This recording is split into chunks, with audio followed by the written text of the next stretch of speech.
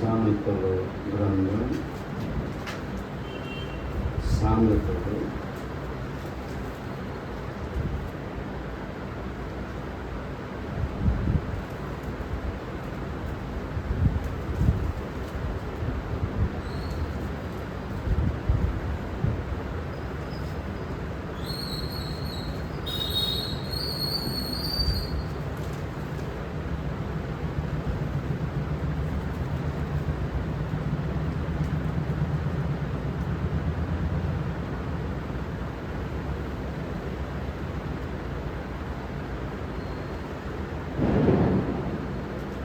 21వ అధ్యాయం 30వ వాక్యం.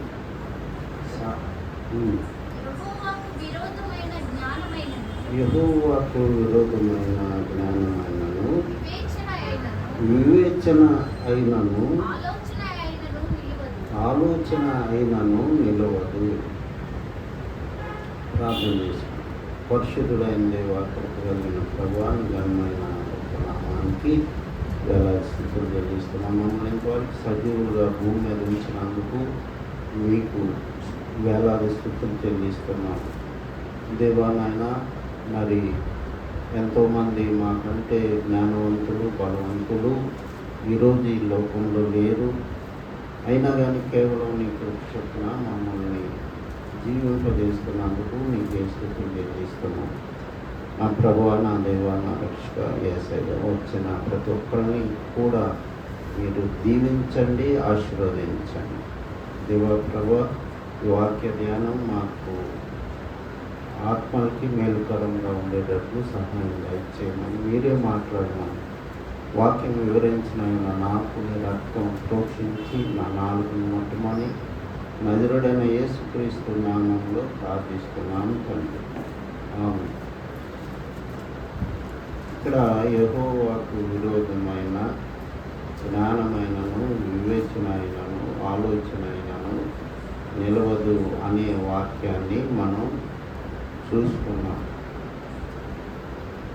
ఇక్కడ మొదటి రాజుల గ్రంథం 12వ అధ్యాయంలో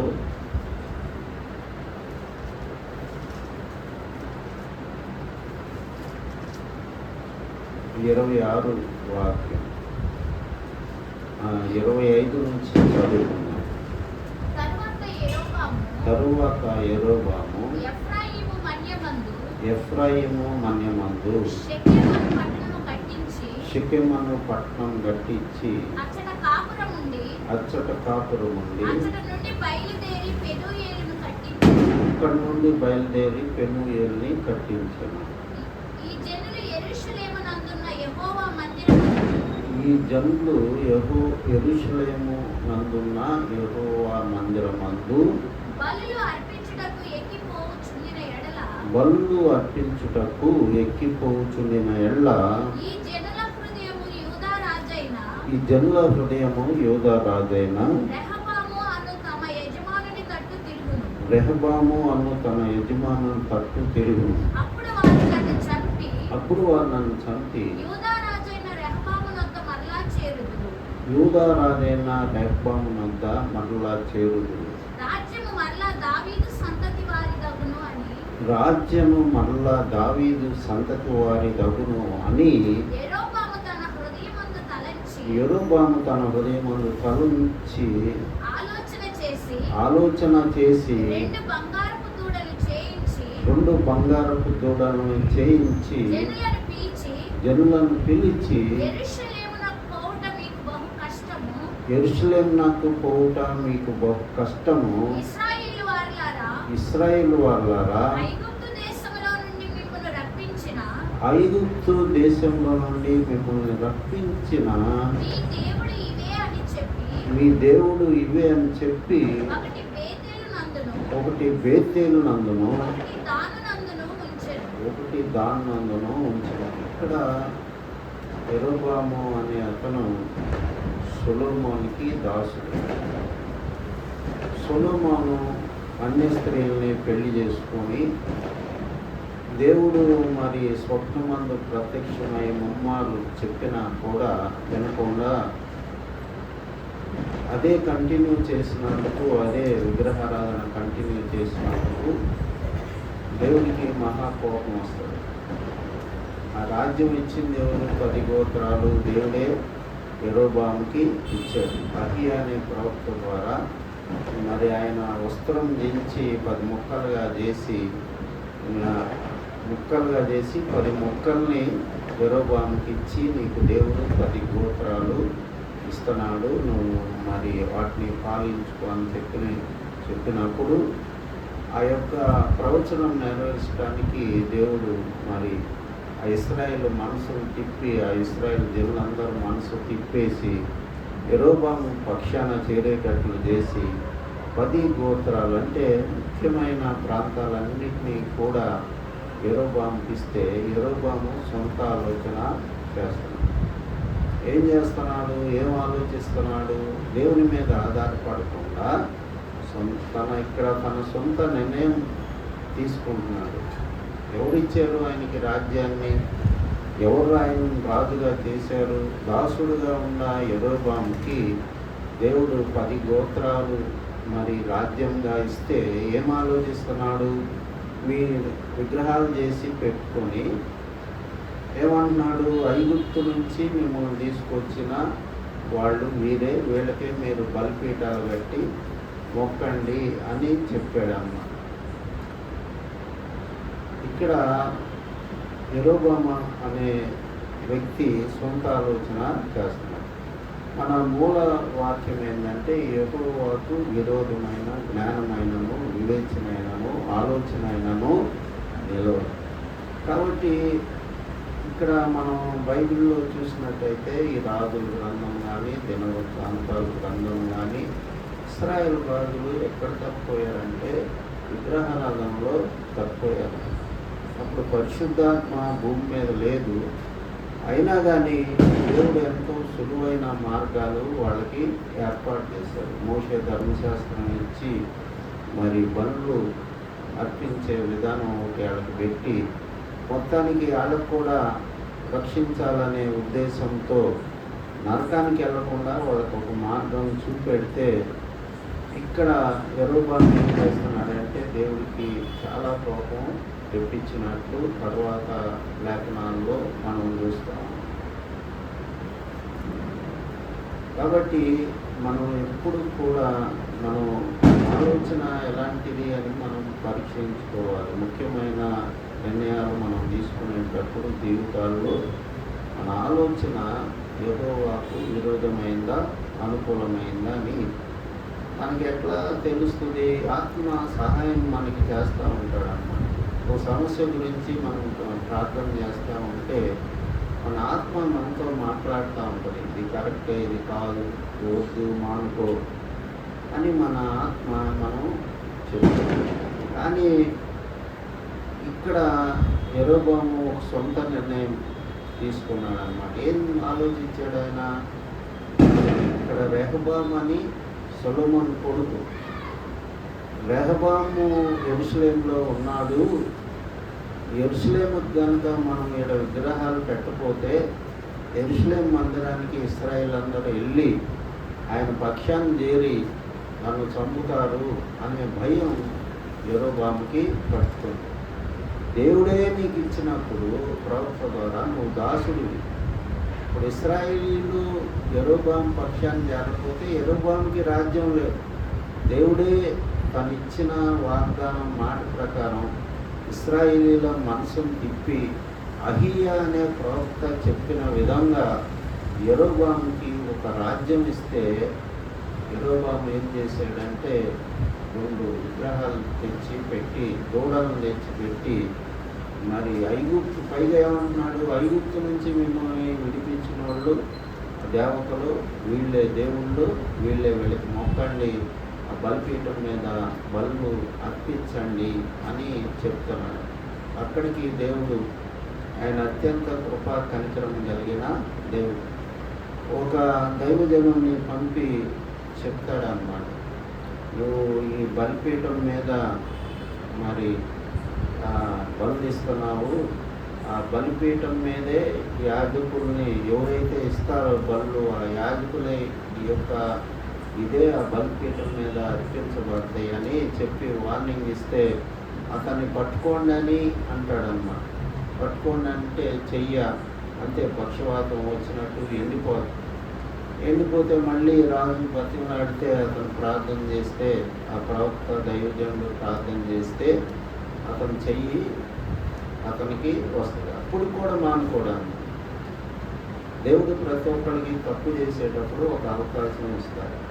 మనమైనా అంతే, మనం కూడా అనేక తప్పులు మన జీవితాల్లో చేస్తూ ఉంటాం. కానీ దేవుడు, ఆయన పేరు ఏంటంటే అత్యంత కృపా కనికరం కలిగిన యెహోవా అని.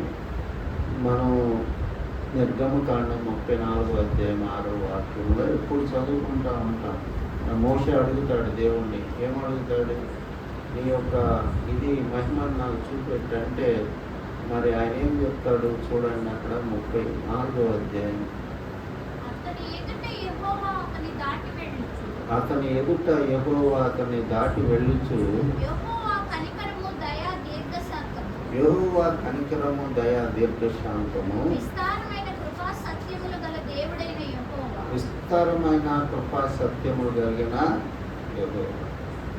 ఆయన మరి పాపమును దోషమును అతిక్రమమును క్షమించును కానీ ఏమాత్రం దోషిని నిర్దోషిగా ఎంచడాన్ని 2వ వాక్యంలో మనం చూస్తూ ఉన్నాం.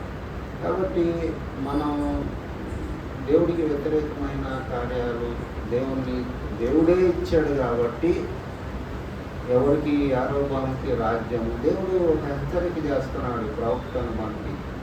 అయినా కానీ యారోబాము తన విధానాన్ని మార్చుకోక దేవుడు ఒక నిర్ణయం తీసుకున్నాడు. ఏం నిర్ణయం తీసుకున్నాడు? యెరోబాము ఇంటి వాళ్ళందరినీ కూడా బయషా అనే ఒక రాజు వచ్చి మొత్తం ఆ వంశం లేకుండా చేస్తాడు. మనం చూసినట్లయితే రాజుల గ్రంథం, మొదటి రాజుల గ్రంథం 15వ అధ్యాయం 30వ వాక్యం, 29-30.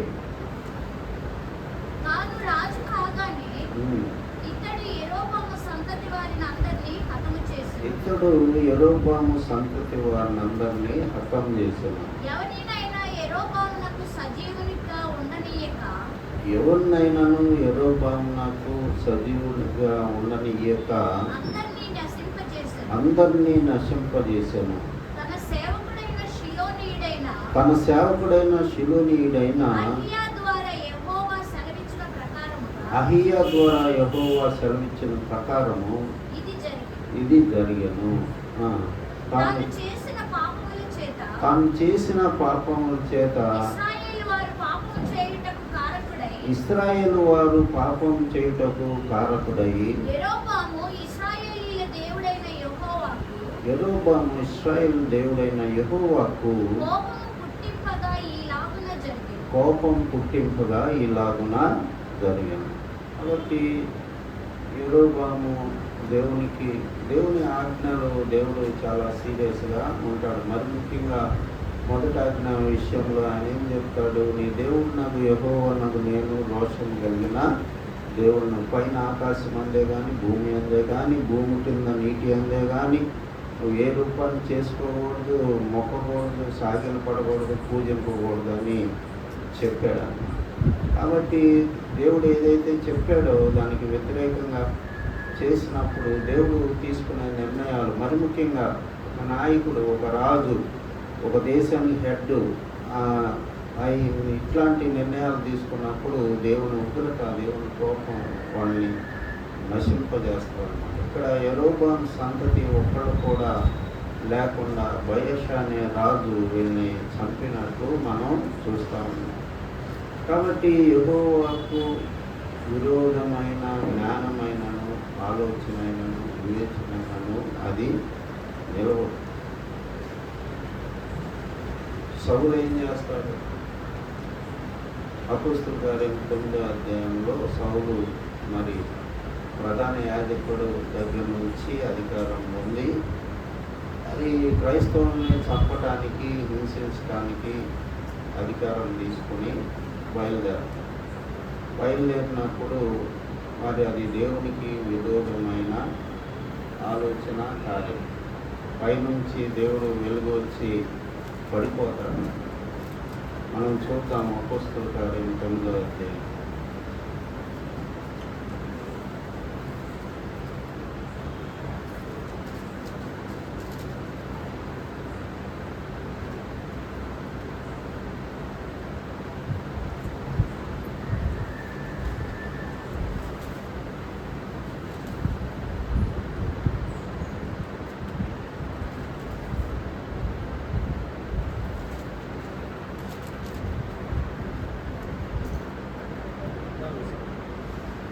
మొదట్లోనే ఉంటుంది 1 నుంచి.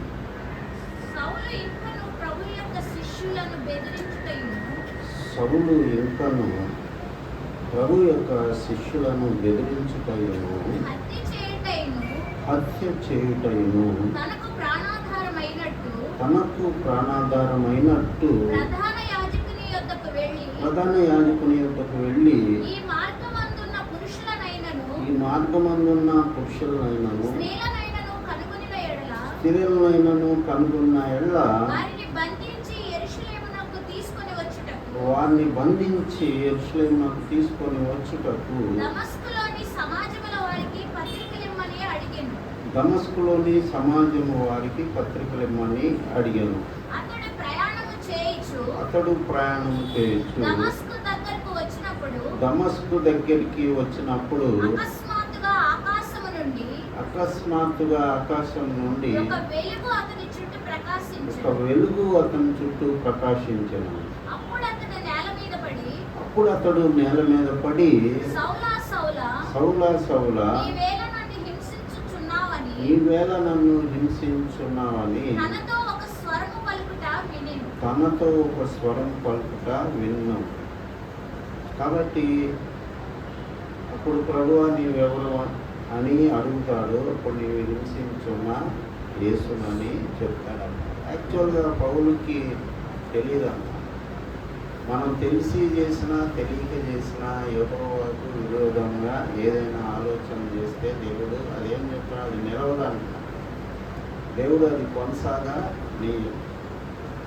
కాబట్టి ఆయన బిడ్డల్ని ఎంతోమంది హింసిస్తున్నారు, చంపుతున్నారు, కొట్టున్నారు రకరకాలుగా. ముస్లిం కంట్రీస్లో క్రైస్తవుల్ని, ఆఫ్ఘనిస్తాన్, నార్త్ ఇండియా, అది ఎక్కువ కాలం నిలవదన్న. కాబట్టి యెహోవాకు విరోధమైన జ్ఞానమైన ఆలోచన వివేచనైనను అది నిలవదని మనం చూసుకున్నాం. ఇక్కడ పౌలు వివరణ ఇస్తున్నాడు. 1 తిమోతి 1వ అధ్యాయం 12వ వాక్యంలో నాకు తెలియక చేశాను కాబట్టి నేను కనికరించబడ్డాను అంటాడు. 1 తిమోతి పత్రిక 1వ అధ్యాయం 12వ వాక్యం. పూర్వము దూషకుడును హింసకుడును హానికరుడనైన నన్ను తన పరిచర్యకు నియమించి నమ్మకమైన వానిగా ఎంచినందుకు నన్ను బలపర్చిన ప్రభువైన క్రీస్తు యేసుకు కృతజ్ఞుడనై ఉన్నాను. తెలియక అవిశ్వాసం వలన చేసితిని గనుక కనికరింపబడింది. ఇక్కడ పౌలు తెలియక చేశాడు, అక్కడ యారోబాము తెలిసి చేశాడు. తెలియక చేసిన దాన్ని దేవుడు క్షమించి పౌల్ని పెద్ద గొప్పగా వాడుకొని ఆయన చేత ఎంతో పరిచర్య భూమి మీద జరిగించి ఎంతో మరి ఈనాడు బైబిల్ కొత్త నిబంధన సగం రాసేటట్టు చేశాడు. మరి యారోబాముకి ధర్మశాస్త్రం రోజుల్లో మోషే ధర్మశాస్త్రం కమాండ్మెంట్స్ ఉన్నాయి. అక్కడ మనం ద్వితీయోపదేశకాండం 17వ అధ్యాయంలో చూస్తే రాజు ఏ విధంగా ఉండాలో అక్కడ రాయబడి ఉంది. రాజు ఈ ధర్మశాస్త్ర ప్రతిని తన దగ్గర పెట్టుకొని అది చదువుగా ఉండాలి. ఇవన్నీ కూడా దేవుడిచ్చిన ఆజ్ఞలు.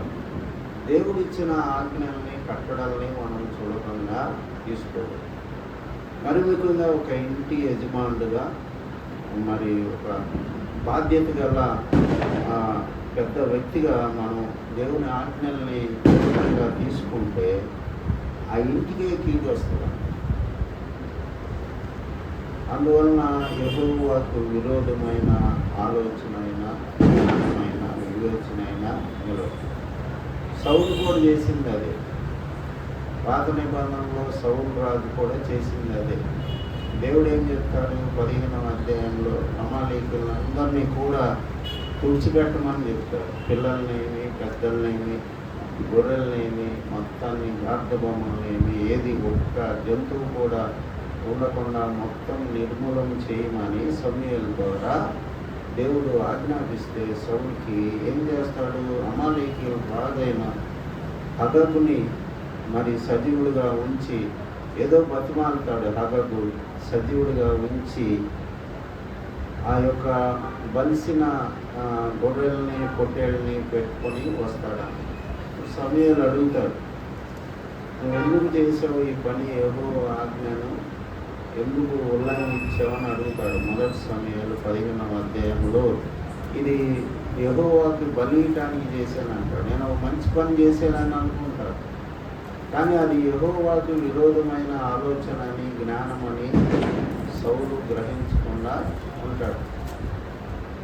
అప్పుడే నీ రాజ్యం తీసి నేను వేరొకరికి ఇస్తానని చెప్తాడన్నమాట.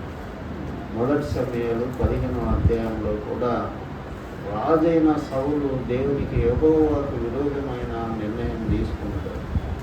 దేవుడు ఎట్లా చెప్తే అట్లా చేయటానికి మనం ప్రయత్నం చేయాలన్నమాట. బైబిల్ ఇచ్చింది దేనికంటే మనం దాని ప్రకారం నడుచుకోవటానికి మనకి ఒక ధర్మశాస్త్ర గ్రంథంలాగా దేవుడు మనకి ఇచ్చాడు. మనం మొట్టమొదట 15వ అధ్యాయం 2-3 వాక్యాలు చదువుకున్నాం. సైన్యములకు అధిపతి యెహోవా సెలవిచ్చినదేమనగా అమాలేకీయులు ఇశ్రాయేలీలకు చేసింది నాకు జ్ఞాపకమే. వారు ఐగుప్తులో నుండి రాగానే అమాలేకీయులు వారికి విరోధులై మార్గమందు వారి మీదికి వచ్చింది కదా. కాబట్టి నీవు పోయి కనికరింపక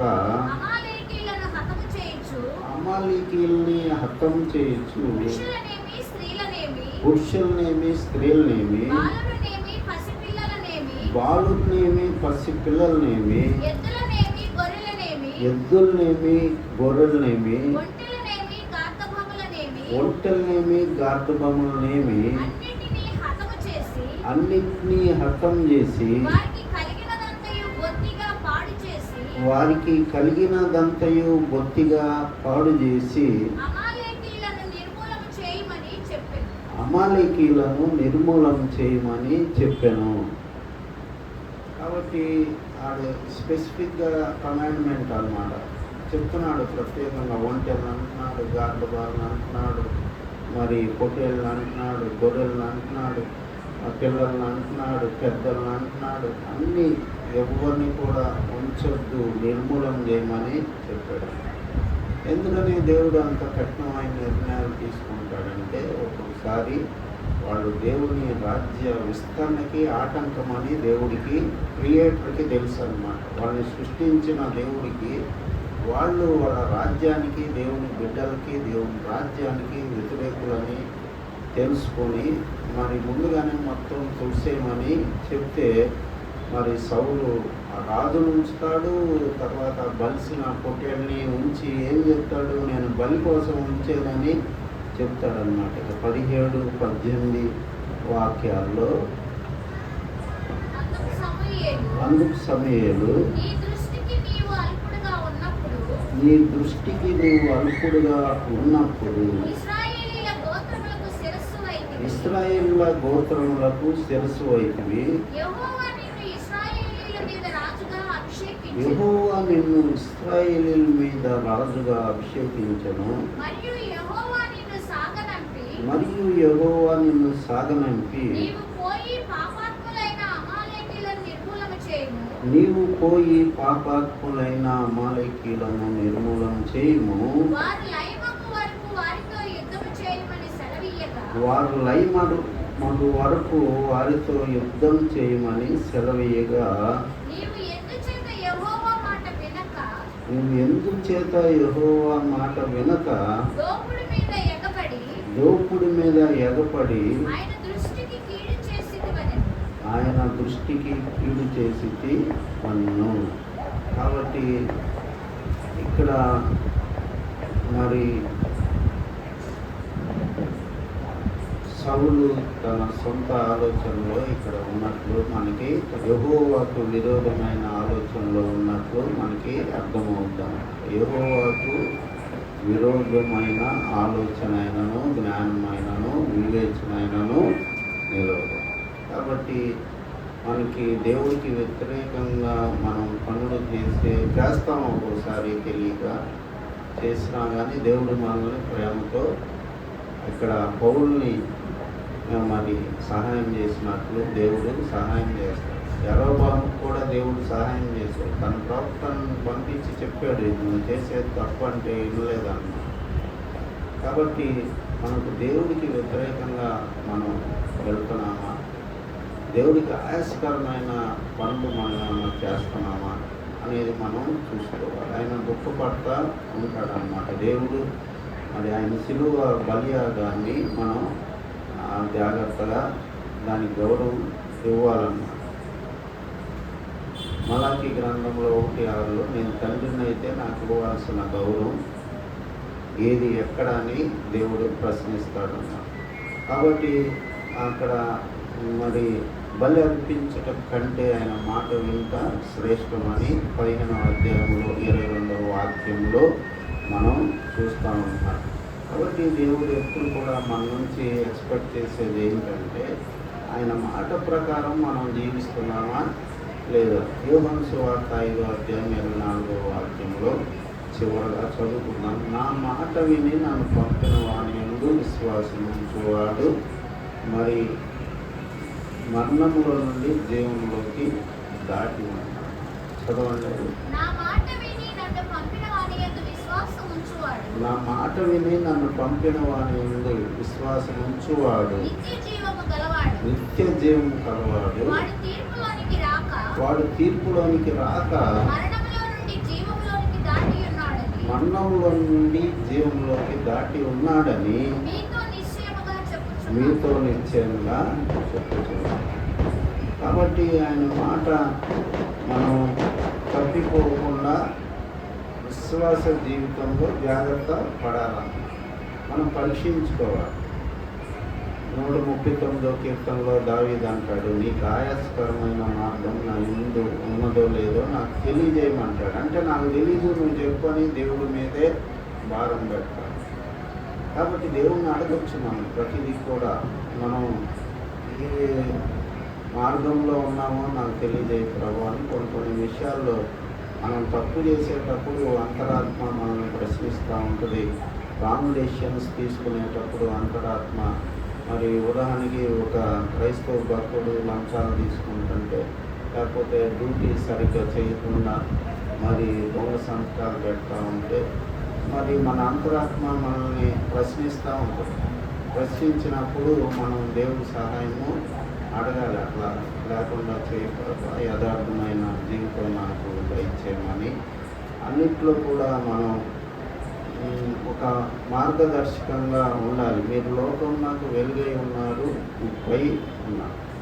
కాబట్టి మనం దేవుని మాట తప్పిపోకుండా ఉంటే ఆయన ఆజ్ఞ నిత్య జీవం అని 12వ అధ్యాయం చివరి వాక్యంలో యోహాను సువార్తలో మనం చూస్తాం అన్నమాట. ఆయన ఆజ్ఞ నిత్య జీవం. మనకి బాధేస్తుంది, ఆజ్ఞ ఎంత కష్టంగా ఉందేంటి అని అనిపిస్తుంది, కానీ ఆయన ఆజ్ఞ నిత్య జీవం మనల్ని పరలోక రాజ్యాన్ని తీసుకెళ్తారు.